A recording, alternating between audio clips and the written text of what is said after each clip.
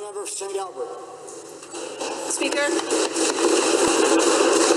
it's funny in this job how you end up meeting people and the impact they have on you. Les Landry is one of those connections, and he continues to teach me the importance of service dogs.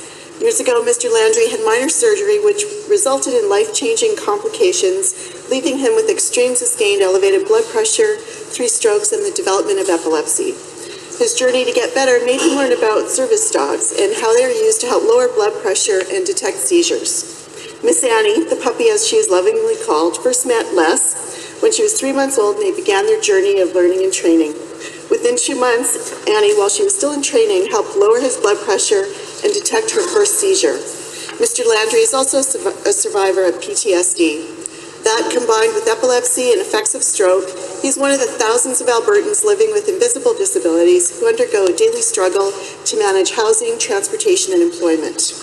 Annie, a service dog, is not from an ADI-accredited kennel as specified in the Service Dog Act of Alberta, yet Annie makes life manageable. Mr. Landry knows he would not be alive without her, and certainly reminds me of that every single time I communicate with him. People who need dogs like Annie often wait for many, many years without waiting for a life-saving dog. Mr. Landry is the founder and president of Respect the Service Dog.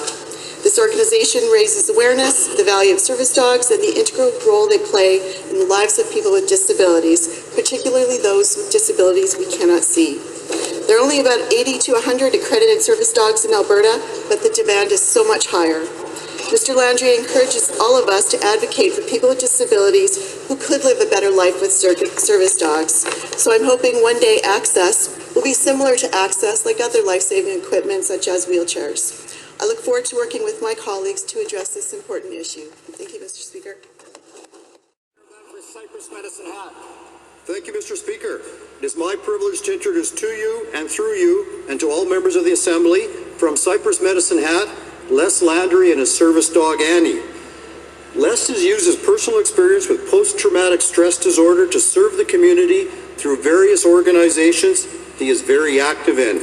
Les is also the founding president of Respect the Service Dog, an organization to raise awareness about service dogs in society, and also started the Medicine Hat Trauma and Stress Network. The support network holds weekly meetings and offers a support line for people struggling with PTSD.